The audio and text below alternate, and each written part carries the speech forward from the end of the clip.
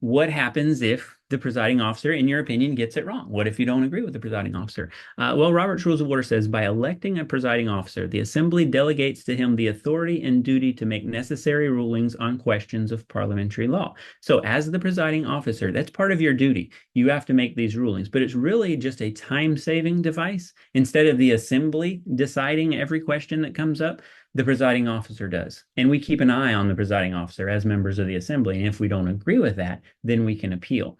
So Robert's Rules of Order says, but any two members have the right to appeal from his decision on such a question. So if the presiding officer makes a ruling, it's subject to an appeal. But why does it say any two members? That's because an appeal, unlike a point of order, requires a second. So anytime, I always tell people, anytime you're going into a meeting, maybe make sure you have somebody in that meeting that knows to second any motion you make. So you have your seconder ready, so that way you have that power. Already go in with a friend.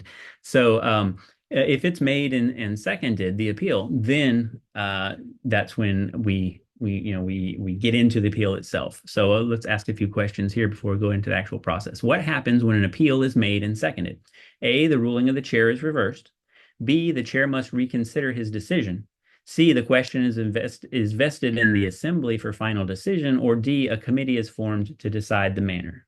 Think about what your answer would be. And our correct answer is the question is vested in the assembly for final decision. So you'll see here that the assembly always has control over everything that's happening in its meeting, but it doesn't want to, that's clunky to do everything as an assembly, a group of 50 or 100 or however many, so even 8.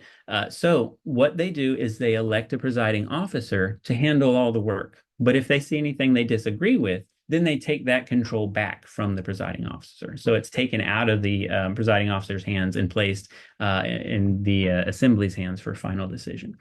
So if the presiding officer wants to speak in debate on an appeal, does he have to leave the chair? Yes or no? So if there's an appeal, and most appeals are debatable, and it's debatable, does the presiding officer have to step down from the chair? The question is no, because the ruling that the chair made is part of the duty of presiding. So a chair does not step down. So it's perfectly okay for the chair to speak in debate from the chair. Okay, if the chair is a member of the assembly and his vote would affect the outcome, can he vote on an appeal? Because remember, this appeal is going to go to a vote of the assembly. So if he's a member of that assembly, can he vote? And our answer here is yes. You don't lose the right to vote just because you are the presiding officer. So yes, he can still vote. It counts just like any other. Okay, what vote was required to overturn the ruling of the chair? So now that there's been a ruling by the chair says it's this way, and now we've appealed it. How do we overturn that?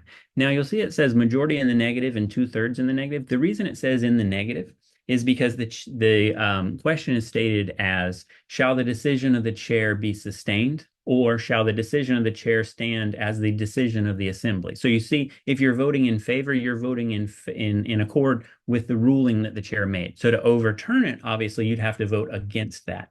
So our answer here is a majority in the negative. It only takes a majority to overturn the ruling of the chair. Now, what about a tie? Well, a tie would not be a majority in the negative. If it's 16-16 and it's a tie, then the ruling of the chair stands. So we need something more to overturn the ruling of the chair, but not much more. Okay, so here's what an appeal looks like.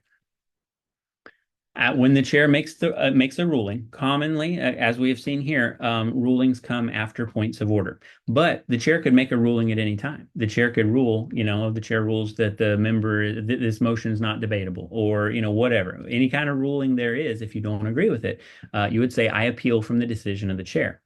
Very importantly, there needs to be a second. Then the chair says the decision of the chair is appealed from. It's usually debatable, and we need a majority to overturn the chair's ruling. So that's it. We just move right into debate on it. The chair speaks first in debate to explain what it is and why the ruling was made. And then each member gets to speak once in debate. And then the chair gets to speak a second time at the end. So that's a peculiarity of debate there, but the chair gets to speak first. Everyone, speaks in debate, and then the chair gets closing remarks there before it's put to a vote. And so that's how the appeal process works. So, To put it to a vote, the chair would say after debate, the chair would say, the question is, shall the decision of the chair stand as the judgment of the assembly, whatever it might be in that case? Or the question is, shall the decision of the chair be sustained? All right. So any questions?